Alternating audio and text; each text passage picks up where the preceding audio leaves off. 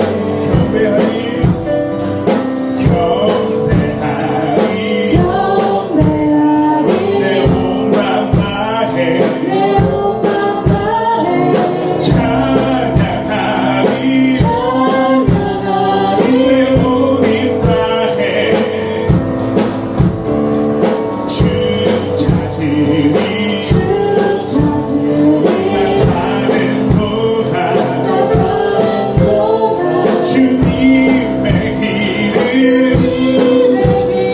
나 따라가리 주님만을 경배하리 주님만을 찬양하리 찬양받기 합당하신 존귀하신 주만 높이리 무릎 꿇고 주만 자리 무릎 꿇고 주 맞이하리 내 모든 것 다 드리니 주를 향해 내 눈을 들고 주를 지나리 주만 의지하리 주만 의지하리 주님만을 경배하리 주님만을 찬양하리 찬양받기 합당하신 존귀하신 주님만을 경배하리 주님만을 찬양하리 찬양받기 합당하신 존귀하신 주님만을 경배하리 주님만을 경배하리 주님만을 찬양하리 찬양받기 합당하신 존귀하신 주만 높이리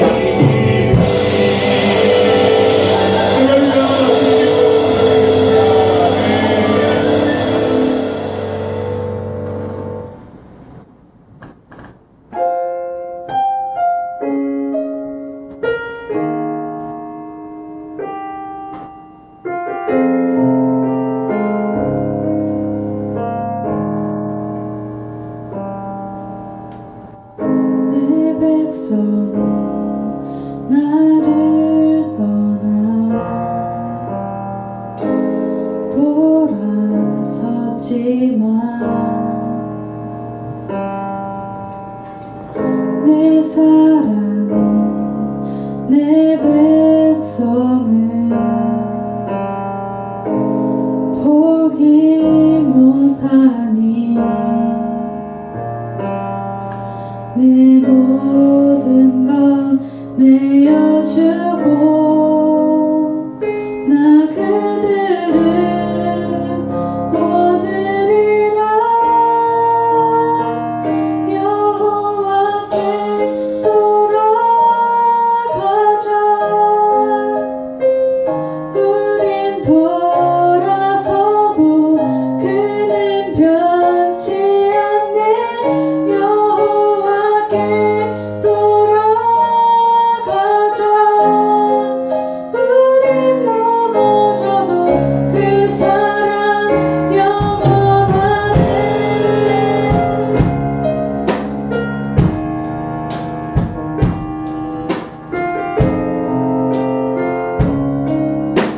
함께 고백하겠습니다. 내 백성이 나를 떠나 돌아섰지만 내 사랑이 내 백성을 포기 못하니 내 모든 것 내어주고 나 그들을 얻으리라 여호와께 돌아가자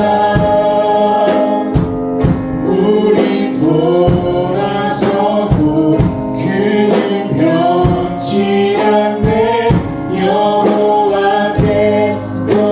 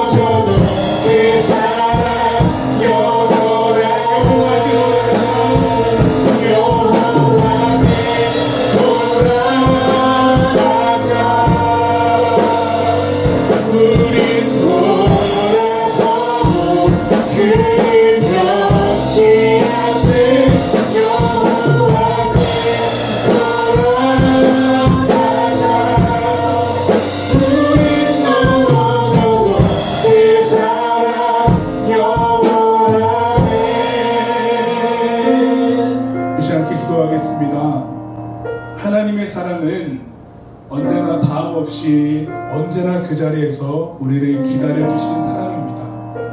그러나 우리가 그 사랑을 저버리고 멀리 떠나서 하나님이 아닌 것에 수많은 마음들을 빼앗기고 혹은 빼앗고 살았습니다. 이 시간 우리가 예배함을 통하여서는 잊고 있었던 하나님의 사랑, 우리를 언제나 기다리고 돌아오라 말씀하시는 그 하나님의 사랑에 반응할 수 있는 기도가 되었으면 좋겠습니다. 그래서 한 가지 기도하겠습니다. 하나님, 예배함을 통하여서 하나님께 드리는 이 찬양하는 마음과 경배하는 이 지금의 모든 모습들을 통하여서 우리 모두가 하나님의 그 사랑 안에 온전히 돌아갈 수 있기를, 그리고 나의 마음이 언제나 하나님께 드려질 수 있기를, 우리 함께 그것을 놓고 여러분들의 목소리로 함께 기도하도록 하겠습니다. 기도하겠습니다. 하나님 아버지, 우리가 이제 다시금 돌아가고자 합니다.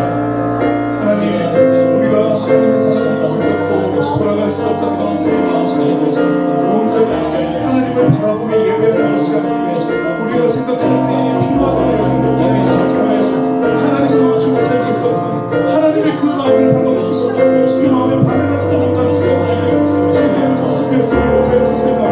예배함을 통하여서 하나님의 마음을 보며 언제나 그곳에서 기다리시고 솔직하시는 그 하나님의 그 다음없는 사랑으로 죽기를 행복하시고 우리를 기다리시는 그 하나님께 예배함을 통해서 다시 한번 우리는 하나님을 바라보고 돌아가고자 합니다. 이 마음을 다하여서 하나님을 바라보고 그 사랑 안에 우리가 돌아가고자 합니다. 아버지 하나님, 우리의 마음이 우리가 입고 있었고 멀어져 있는 그 모든 마음이 오직 주께로 돌아가기를 간절히 소망합니다. 언제나 그 사랑으로 우리에게 그 하나님의 은혜와 사랑을 풀어주신 그 은혜를 바라봅니다. 이 시간 우리가 온전한 마음으로 주께 나아갈 수 있도록 우리가 이 시간 예배하는 모든 이들이 하나님의 마음 모습으로 예배의 공동체의 회복과 함께 하나님께 나아가는 그 모든 시민의 여러분들 다하여서 하나님께 나아갈 수 있도록 주의 은혜를 너희 주시고 그 마음이 각 초소에서 생겨나서 하나님 모든 예배를 마음으로 나아갈 수 있도록, 또한 이 예배가 그러한 걸음걸음에 그 중요한 시간들이 이어질 수 있도록 예배하는 모든 이들의 마음 가운데 주님의 은혜를 함께 해주시기를 간절히 소망합니다. 주를 향한 사랑이 온전히 회복되어지기를 간절히 소망하니 우리가 오늘 은혜를 너무 주옵소서.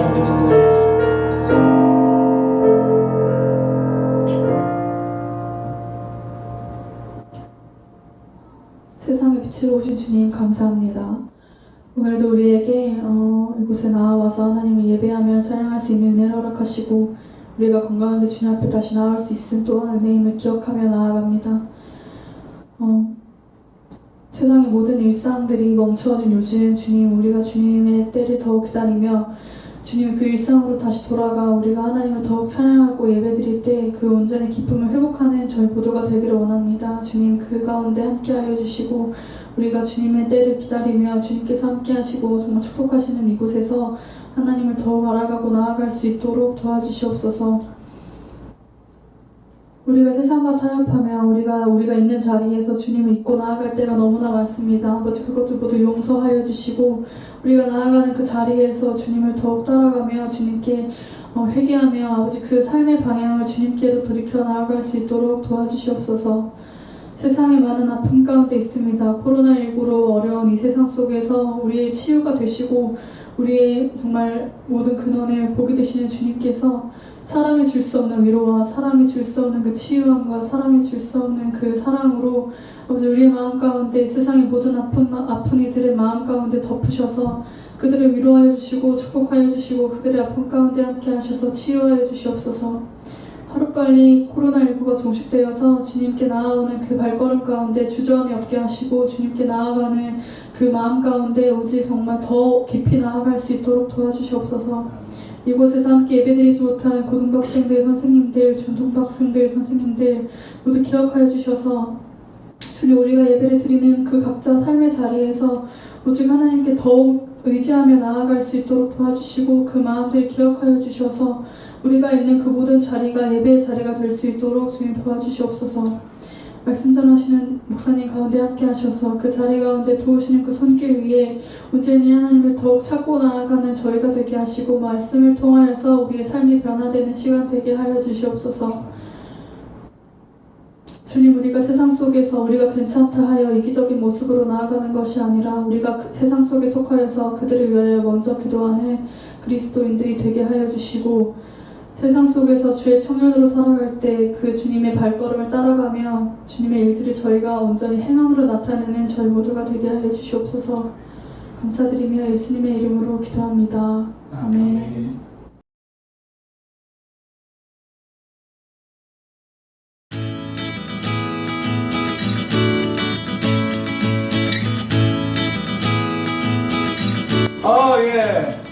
뜨거운 찬양을 하게 되셨습니다. 네, 뭔가 자리가 좀 구조가 바뀌었네요. 네, 그렇죠. 왜 이렇게 됐지? 우리 한번 인사 한번 해주시죠. 우리 네. 중고등부 친구들에게 및 학부모님들께 인사 한번 해주시기 바랍니다.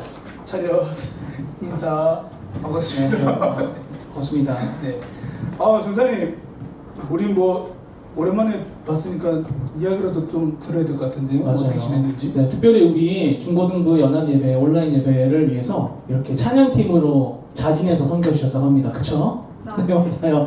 섬겨주셔서 이렇게 보내기에 너무 아쉬워서 한번 저희가 간단한 인터뷰를 한번 해보려고 합니다. 좋습니다. 네. 아주 카메라를 보니까 다소 이제 긴장한 모습들이 있는데 우리 여기 중등부부터 네. 할까요? 먼저 우리 중등부에 우리 김영균 영균입니다. 그건 여기 있고요.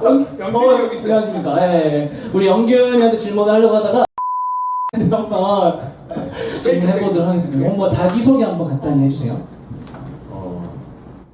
중학교 3학년 김은균이라고 합니다. 반갑습니다. 요즘 코로나19 때문에 좀 많이 사람들이 생활 방식이 바뀌었는데 지난주에는 우리 전도사님과 목사님의 생활을 이야기했어요. 우리 그러면 우리 은균 학생은 어떻게 지내고 있는지 한번 간단하게 얘기 좀 해주세요. 그냥 집에서 네. 공부를 하거나 아니면 공부하고. 그냥 학원을 가고 그냥 독서실 다니면서 이렇게 살고 있는데 그동안 하나님을 너무 잊고 살지 않나 싶어가지고 이제 반성도 하게 됐고 이제 앞으로 교회에 나오게 될 텐데 기도 많이 하고 하나님 말씀 잘 새겨들어서 이제 제 삶에 적용시켜야 될 것 같습니다. 저는 집에서 예배 안 드렸어? 네? 집에서 예배 안 드렸어? 드리는데 이제 교회를 나오잖아요.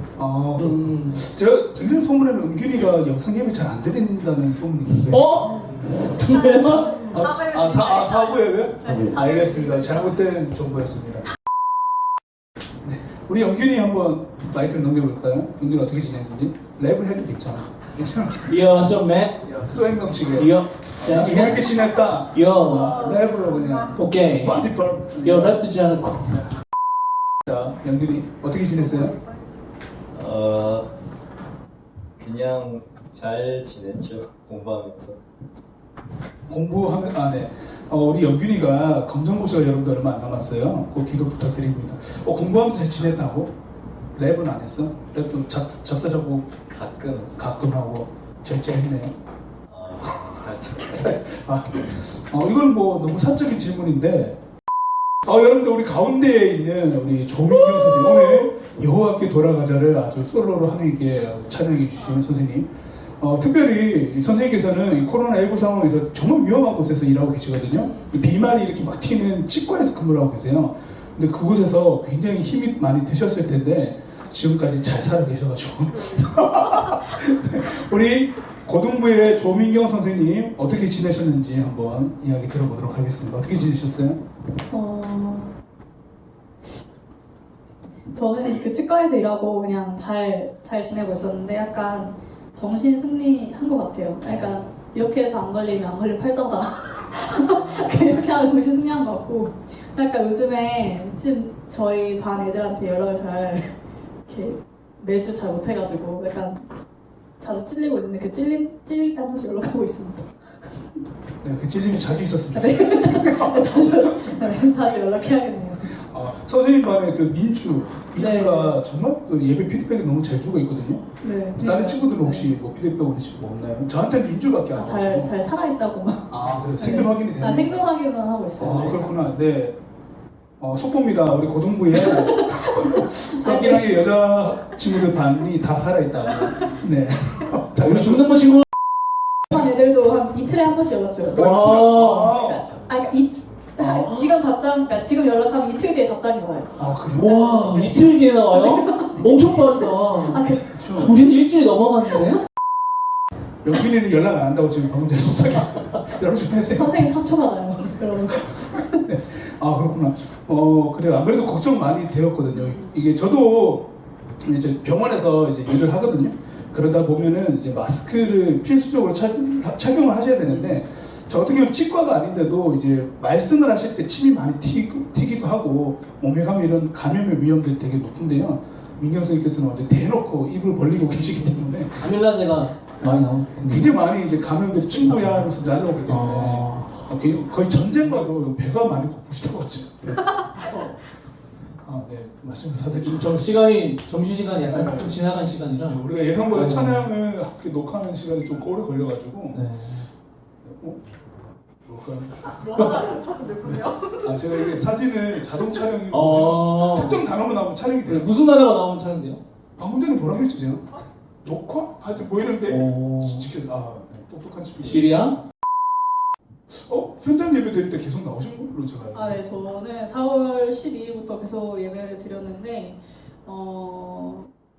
약간 고등부 학생들은 뭐 중고등부 학생 다 그럴 건데 저는 약간 이 예배를 아침 일찍 안 드리는 게 습관이 되니까 좀 무서워지더라고요 스스로. 약간 고등부 교사를 하고 있는데 깜짝 계속 하고 있는데 이제 이 익숙해지면 사실 그러니까 여러분도 그랬지만 하기 싫어질 수 있고 예배 나오는 게 좀 어색해질 수 있잖아요. 그래서 학생들도 그렇고 저도 그러니까 학생들도 그렇고 약간 그런 게 익숙해져서 나오는 게 좀 어려워지지 않을까 하는 생각도 들고 사실 청년부 예배가 없고 사부 예배가 있는데도 청년들도 사실 많이 안 나오거든요.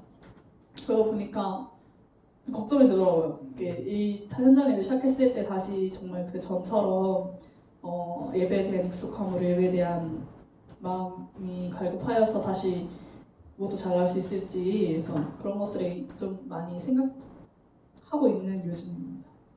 맞아요. 저도 그게 참 기도 제목인 것 같아요. 네. 코로나 이후에 한국 교회 특히 이제 뭐 넓게는 한국 교회, 좁게는 우리 산성교회의 현장 예배가 어떻게 회복되어져 갈 것인가가 중요한 기도 제목인 것 같아요. 맞습니다. 네, 우기를 계속 입을 막 실룩실룩하는 뭐 할 말이 있는 것 같아요.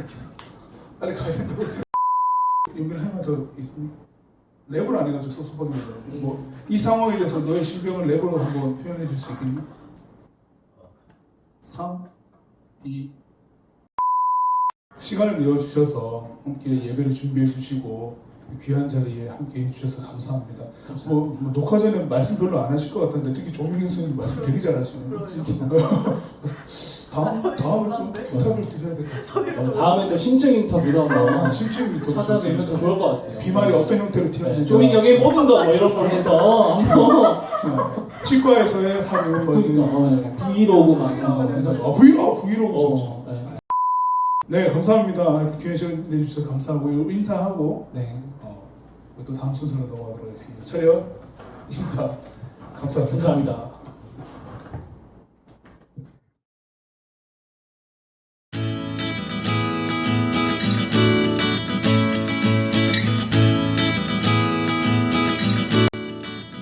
네, 또 현장 되어주시는 그 세 분과 함께 좋은 시간 잘 되었습니다. 가세요. 안녕. 이제는 이제 하나님의 말씀을 함께 좀 나눠봐야 될 것 같은데요. 네. 지난주 저희가 이제 재난과 교회 사실 이게 대주제였고 그 대주제 아래 지난주는 성경적인 관점에서 이 재난을 어떻게 볼까 교회는 어떻게 해야 될까에 대해서 나눴다면은 오늘은 이제 그 좀 더 내면적인 의미를 가진 것을 좀 다뤄보려고 하는데 어떤 거죠?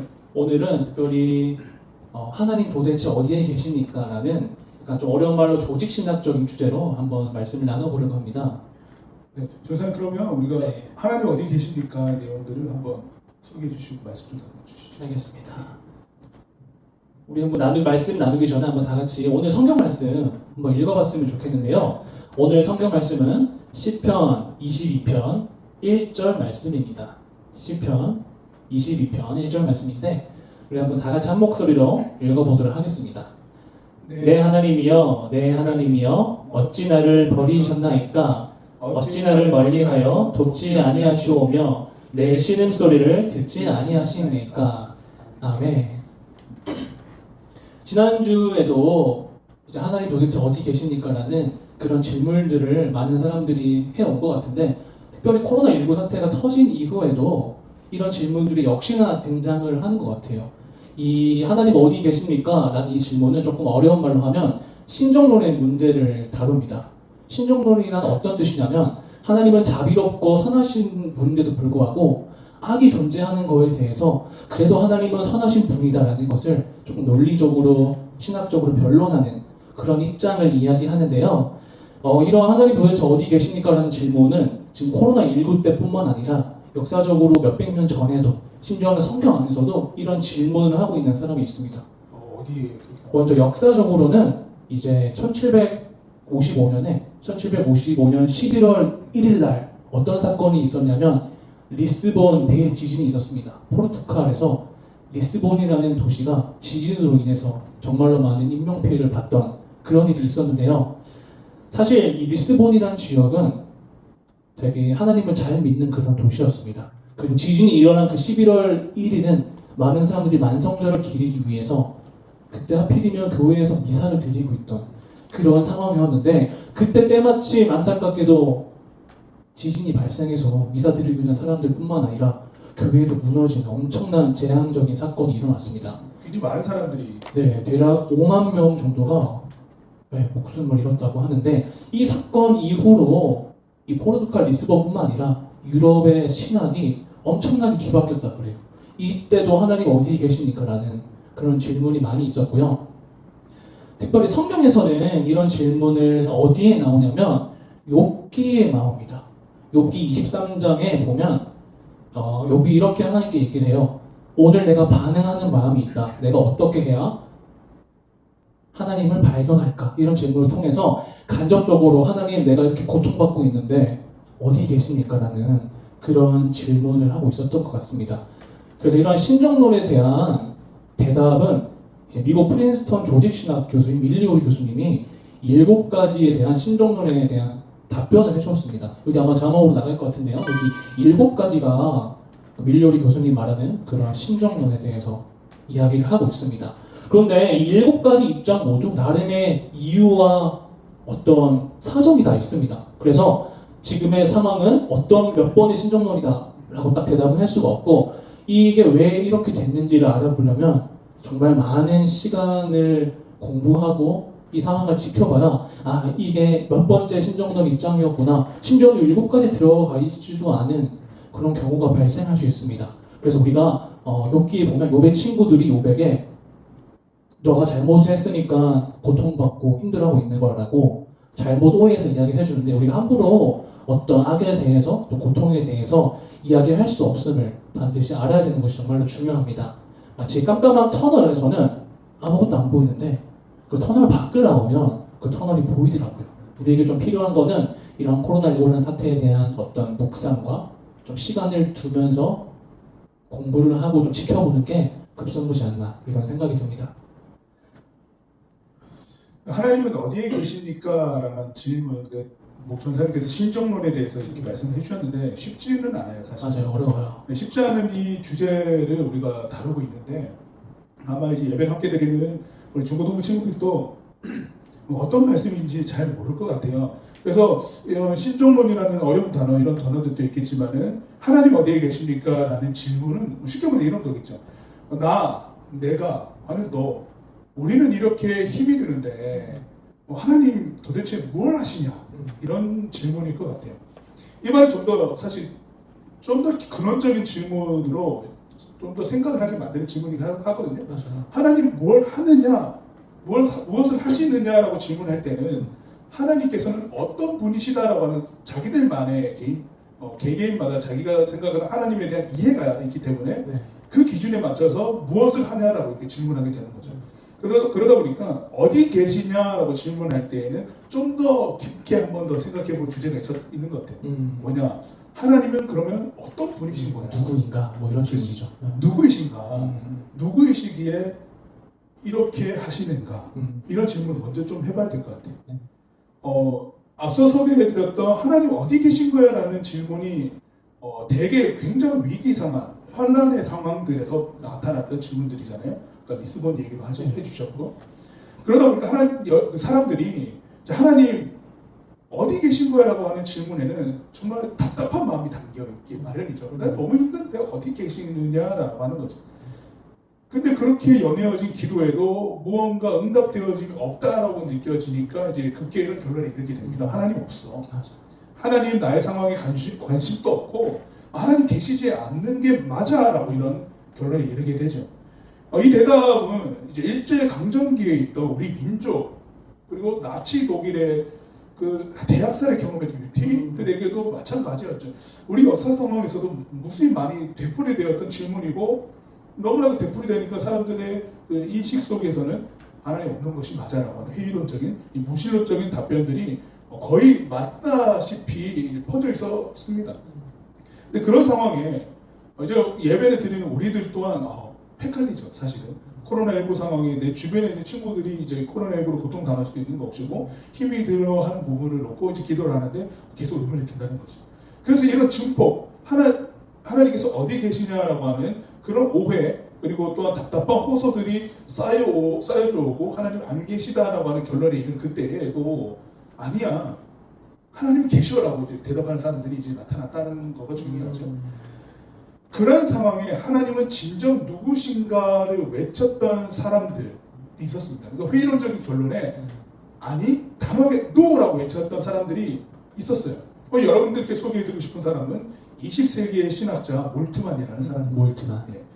위르긴 몰트만이라는 이 박사님께서 십자가에 달리신 하나님이라는 책을 쓰셨는데 그 책에서 이제 겸허히 대답하기를 그래도 하나님은 계신다 이랬습니다. 그래도 하나님이 계신다. 사람들이 어디에 계십니까? 그러면 그때 몰트만 박사님이 제시했던 대답해 주셨던 것이 저 십자가에 계십니다라고 대답을 했어요. 십자가는 성육신하신 예수님께서 지셨던 구원의 상징입니다. 즉 십자가에서 처참한 고통 그리고 생명을 내어줌으로 이 죽음에서 영생으로 우리가 그 은혜를 입고 죄인에서 의인이 되는 새로운 국면을 맞이하게 되었거든요. 그런데 몰트만은 그 모든 순간에 우리가 예수님이라고 고백하는 그 예수님께서만 그 십자가에 달려 계신 게 아니었다고 얘기를 해요.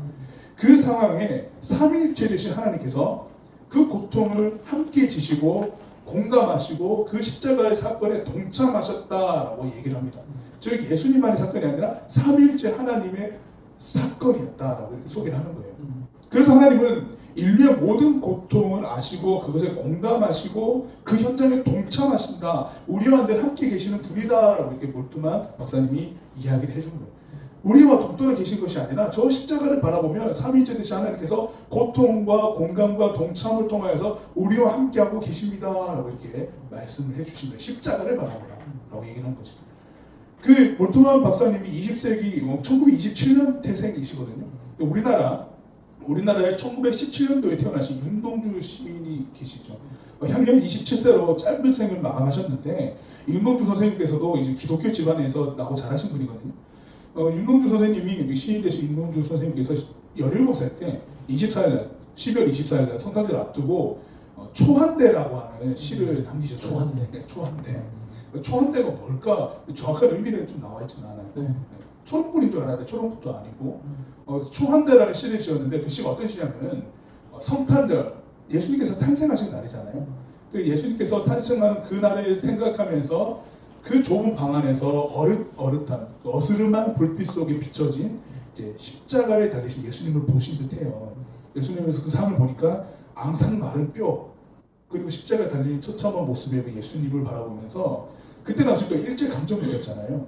그런 상황에서 그 17세 되셨던 윤동주 시인이 이제 무엇을 보느냐 그 초를 바라보며 예수님의 그 마른 뼈 앙상한 모습들 속에 그래도 희망을 본다라는 내용을 남깁니다. 마치 어스름한 불빛이라도 있으면 어두움이 저렇게 물러가는 것처럼 십자가에서 고통당하는 예수님이시지만은 그 예수님을 보는 순간 자 우리 민족 일제강점기에 억압당하는 우리 민족의 모든 상황까지도 그럼에도 불구하고 하나님께서는 여전히 우리의 희망, 아북을 물리치신 빛과 같은 희망이십니다라고 하는 것을 시로 적어 주셨거든요.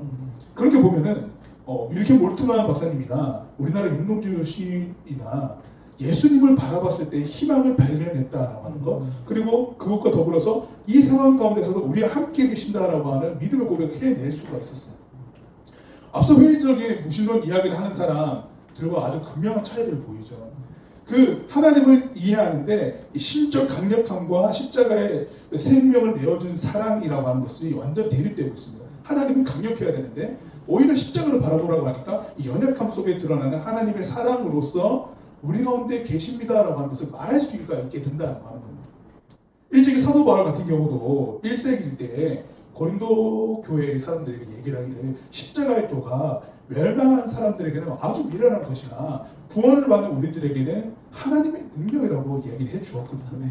십자가의 도라고 하는 것을 일찍이 많은 사람들이 보면서 하나님 바로 여기 계십니다라고 하는 것을 많이 고백을 해주었습니다.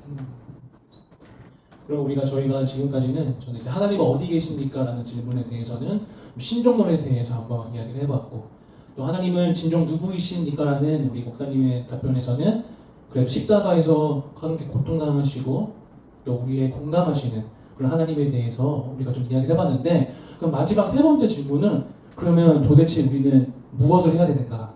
네, 이런 질문에 대해서 혹시 목사님 한번 답변을 해주시겠어요? 네, 하나님은 어디 계십니까? 하나님은 진정 누구십니까? 이 모든 질문들을 녹아낸 그럼 우리는 어떻게 해야 됩니까? 라고 하는 말씀을 함께 나누고자 합니다. 네, 하나님은 어디에 계십니까? 하나님은 진정 누구신가? 이 질문들을 우리가 함께 녹여낸 우리는 그러면 어떻게 해야 될까라는 것을 생각해 볼 때 여러분들에게 제가 두 가지 단어를 좀 제시하고 싶습니다. 하나는 하나님의 전능성, 그리고 또 한 가지는 하나님의 만능성이라고 하는 단어인데요. 얼핏 보면은 이 두 단어는 같은 뜻으로 보입니다. 이 전과 만을 따로 분해해 보면은 사실 같은 뜻 같아 보이나 매우 뜻이 달라지는 것을 볼 수 있는데, 이 전능성의 전은 온전할 전으로 보고 만능성의 만은 충족할 만으로 해석하면은 우리가 하나님을 생각할 때 어떤 인식을 가지고 있는지가 매우 명확해집니다. 여러분들 하나님을 기대하고 기도할 때에 그 내용이 어떻게 연결되어집니까? 우리가 바라는 것들을 나열하는 식이 대부분이죠. 무엇을 해달라, 무엇이 되게 해주십시오, 어떤 결과가 있게 해주십시오. 그것은 나의 필요를 충족할 하나님의 만능성을 구하고 있다고 볼 수 있습니다. 하나님은 나의 필요보다 높은 분이 아닌 거예요. 나의 필요가 하나님보다 더 높다는 거죠. 반대로 나에게 일어나고 있는, 그리고 내가 기도하는 그 내용들이 하나님의 뜻, 이 일을 통해서 하나님의 일이 이루어지기를 바랍니다 라고 하는 내용들로 기도가 계속 되어지고 있다고 한다면 그것은 하나님의 전능성을 놓고 기도하는 것이 됩니다. 한 가지는 이 하나님의 전능성을 놓고 기도를 하게 된다면 나의 일보다 당연히 하나님이 높으신 분이 되는 거죠. 즉 하나님의 전능성은 나의 것보다 하나님이 더 높게 드러나야 된다는 것에서 차이가 분명히 있습니다.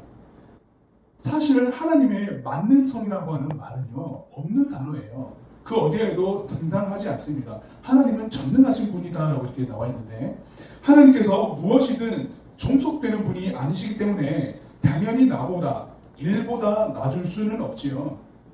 하나님은 전능하십니다. 나의 만족을 위해 일하는 것이 아니라 하나님의 온전하심, 다시 말하면 하나님 다움을 나타내시는 분입니다. 하나님 다움.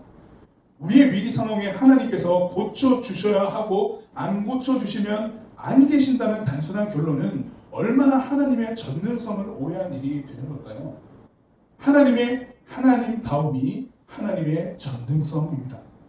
하나님의 뜻이 나타나는 그곳, 그래서 십자가에서 나타난 생명까지 내어주신 사랑이 하나님의 전능성이 될 수 있어요. 그곳에서 하나님은 하나님 다우셨거든요. 그 사랑은 온 인류를 위한 것이기에 하나님은 온 인류의 모든 상황에 함께 하신다는 것이고, 어디서든 하나님의 함께 하심을 발견하고자 한다면은 그 하나님 다움, 하나님의 전능성처럼 우리들에게 주어진 열쇠와 같은 것은 사랑이라고 하는 것입니다. 그래서 하나님 어디 계십니까? 하나님 진정 누구십니까? 라고 질문했던 우리들이 결국 현장 가운데서 하나님의 그 어디 계심, 하나님은 누구신가를 보려고 한다면은 우리에게 주어지는 것은 당연히 십자가의 사랑을 바라보며 우리 이웃과 함께, 나와 함께 내가 있는 그곳에서의 그 사랑을 나타내는 곳, 움직이는 곳이어야 된다는 것이죠. 일례로 여러분들 손양원 목사님을 잘 아실 겁니다. 우리나라가 해방 이후에 공산당과 그리고 자유민주주의에 관한 체제의 이 갈등 속에서 이 손양원 목사님의 두 아들이었던 동인과 동신군이 공산당 쪽에 있었던 안재선이라고 하는 분에게 살해당하는 일이 일어났어요. 그래서 이 살해당한 일을 이제 징벌을 해야 되는 상황에 손양원 목사님께서 동인과 동신을 죽인 이 안재선이라고 하는 그 사람을 징벌하고 벌하는 데 내어준 것이 아니라 그 사람을 오히려 끌어안아 주셨어요.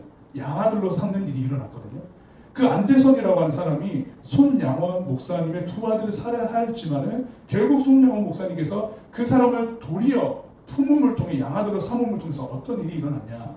그 안재선이라고 하는 사람은 당연히 체제에 의해서 사람을 죽이고 하는 일들에서 당연히 탈퇴하고 손양원 목사님과 함께 생활하기 시작을 하게 되는데요.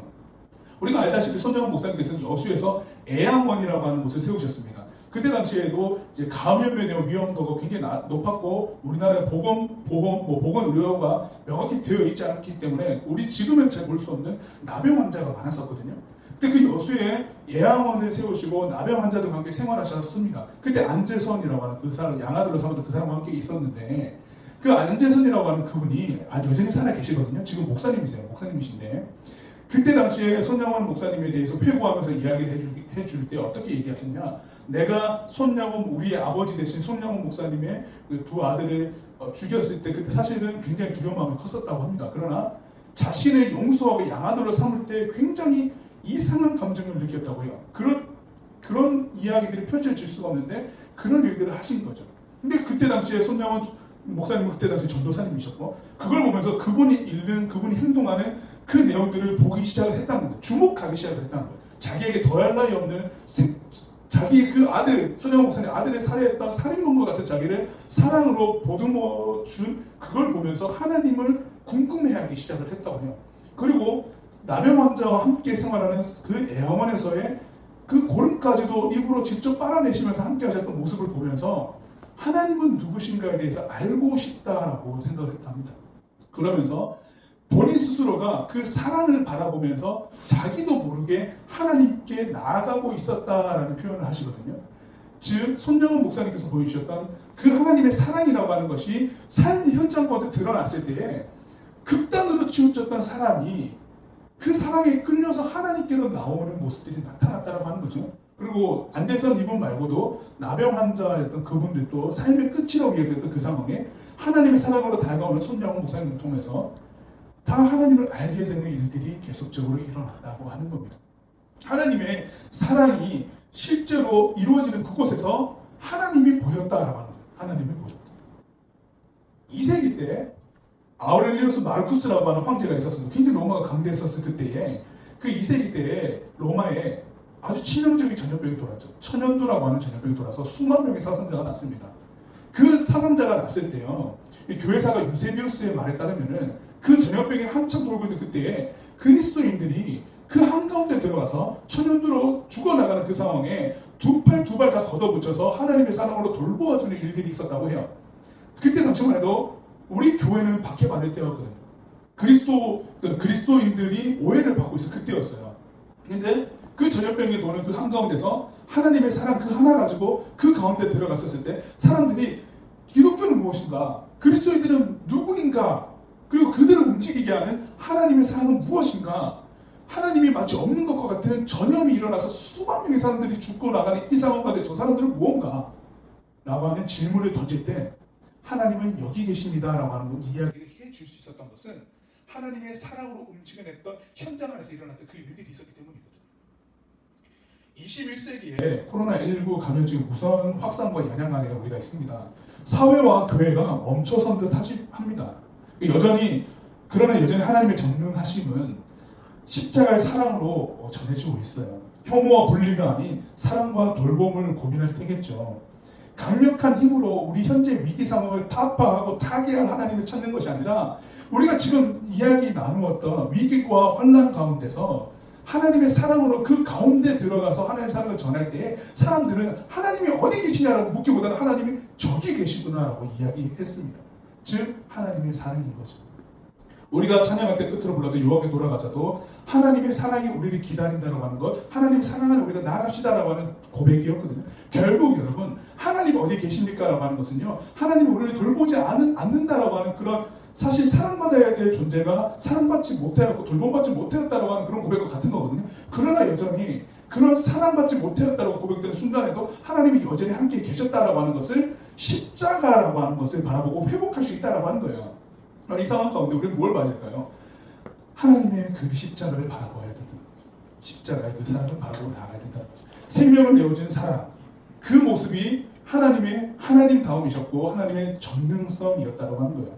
우리가 생각하는 강력함으로 전도될 것이 아니라 오히려 그 사랑으로 그 안에서 일어나는 따뜻함을 피워내는 그 하나님의 사랑이 결국 하나님의 전능성이었다. 우리는 하나님의 만능성을 이야기하고 있었지 전능성에 대한 것을 자꾸만 우리의 권력, 힘에 비추어서 보았기 때문에 하나님의 십자가, 그 십자가 사랑까지도 올바로 바라보지 못하였다는 거예요. 이제 우리는 봐야 될 겁니다.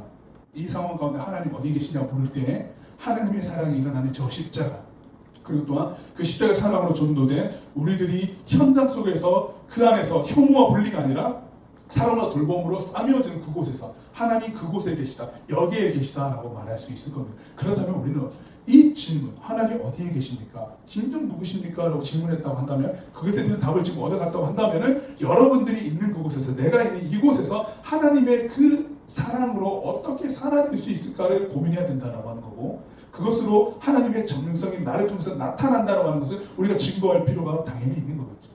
여러분들 여전히 코로나19 상황으로 우리가 매우 힘든 상황이 있습니다. 여러분이 있는 그곳에서 무엇을 하고 계시고 어떤 것을 생각하고 기도하고 계신가요? 기도 제목 하나님의 십자가의 사랑을 고민하시길 부탁드리고, 하나님의 사랑이 내가 있는 그곳에서도 이루어져야 될 것을 여러분들 기억하셨으면 좋겠습니다. 그러면 그 십자가를 통해서 우리는 변화되고 하나님이 여기 계시다라고 고백되어지는 일들이 많아질 겁니다. 그러면 회의적인 무신론적인 것이 아니라 여전히 하나님의 사랑과 그 신앙 안에서 여전히 꿋꿋이 자리를 지키며 하나님의 그 신앙, 하나님을 사랑하고 하나님을 신앙하는 그 신앙의 고백으로 여러분들은 분명히 설 수 있습니다. 그것을 기억하여서 우리가 함께 이 상황을 이겨내며 나아가기를 부탁드립니다. 기도하겠습니다. 사랑의 하나님, 온전하심, 전능하심은 만능과 강한 완력에서 나온 것이 아닌 오히려 낮아지고 연약했던 십자가에서 보여주신 사랑임을 마음에 되새깁니다. 우리가 말씀을 통해 나누었던 그 은혜들을 기억하게 하소서. 예수님의 이름으로 기도드립니다. 아멘. 지금은 막힌 담을 어시고 길과 진리 되신 예수 그리스도의 은혜와 그 다음 없는 하나님의 사랑과 정의와 공의를 이루시는 성령님의 역사하심이 십자가에서 보이신 하나님의 전능하심을 기억하는 상성교회 중고등부 일원들 모든 일상 가운데에 영원히 함께 하시기를 간절히 축원하옵나이다. 아멘.